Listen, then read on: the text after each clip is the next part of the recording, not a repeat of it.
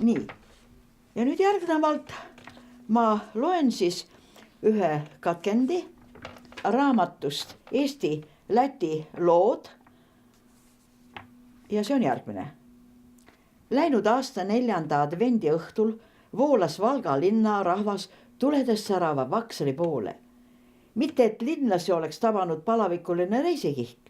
Pigem kannustas publikut soov heita pilk äsja renoveeritud jaamahoonele, mis just sel õhtul piduliku advendikontserdiga avati.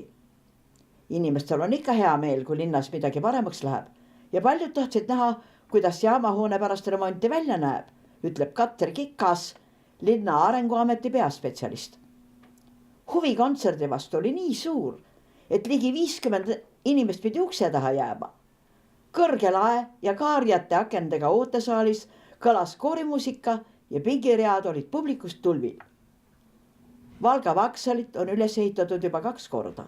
1890. aastal valminud punastest tellistest historitsistlik jaamahoone hävis teises maailmasõjas.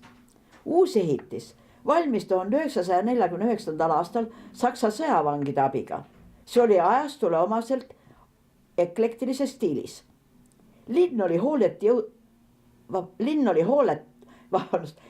hoonet jõudumööda hooldanud, ent 2012. aasta alguseks nägi see välja nagu ajalooline Vaksal ikka.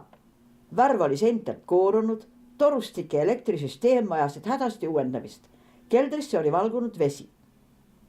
Nüüd on heledaks värvitud Vaksali hoone see osa, mida kõige enam kasutatakse taas värske ilmega. Seintel on elektrontablood, mis näitavad mitmes keeles nii bussi kui ka rongiaegu, sealhulgas rahvusvahelisi reise. Ka hoone ees on infotahvlid, kus saab lisaks vaadata reaalajas kellaaega, kuupäeva ja õhutemperatuuri. Ajaloolised ootepingid hoones on restaureeritud, kütte, vee ja elektrisüsteemid uuendatud.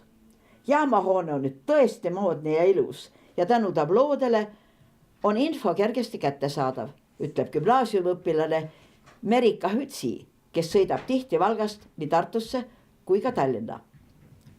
Linnarahva tagasiside on olnud ainult hea. Kõik ootavad ka jaamahoone kohviku avamist tänavu suvel, sõnab Katri Kikas. Kogukonnale on olnud Vaksali hoone renoveerimine suur asi. Nüüd on ooteruumis soojem, maja külastajatele sõbralikum. Kui saame korda ka ülejäänud osa hoonest, läheb elu veel rohkem käima. Valka inimesed kasutavad usinalt võimalust reisida Valga jaama kaudu. Praegu on Valka bussijaama paigutatud infotahvel, kus on bussi ja rongi ajad ning Valga ja Valka kaart, et linlastel ja turistidel oleks lihtsam orienteeruda.